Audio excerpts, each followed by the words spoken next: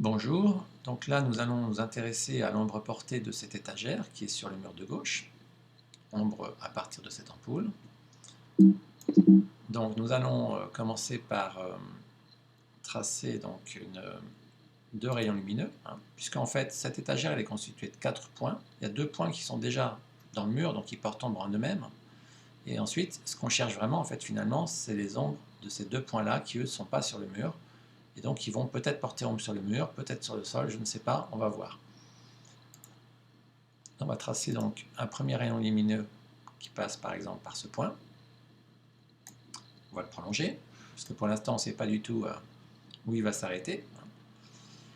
Et un deuxième rayon lumineux,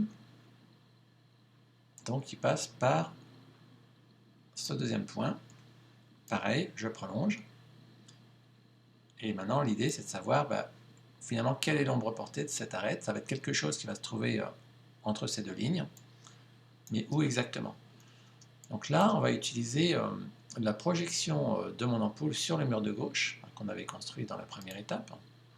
On va partir de cette projection, et on va passer ici par le coin qui appartient au mur donc de mon étagère. On va prolonger donc cette ligne jusqu'à ce qu'on vienne couper finalement le rayon lumineux qui passe par ce point-là. Et là en fait on obtient l'ombre de cette arête ici, de là jusque là. Je vais juste ramener mon point exactement là où il doit être, donc ici. On a déjà une première ombre, donc l'ombre de cette arête, ça va donner ça. Ensuite, on cherche maintenant l'ombre de l'arête qui se trouve devant. Cette arête-là, elle est parallèle au mur de gauche. D'accord? Son ombre donc va être parallèle à elle-même. Parallèle, ça veut dire quoi? Même point de fuite. Donc actuellement, cette arête-là, elle fuit vers le point de fuite de droite. Donc son ombre va fuir aussi vers le point de fuite de droite. Je prolonge donc cette arête. Je m'arrête où? Je m'arrête sur le deuxième rayon lumineux. Donc l'ombre de cette arête, l'avant de l'étagère, va donner cette droite-là.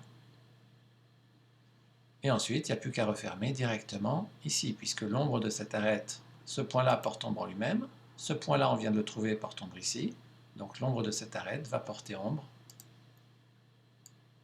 sur cette droite. Alors maintenant, on va un petit peu mettre les couleurs. Voilà, donc je vais prendre du bleu.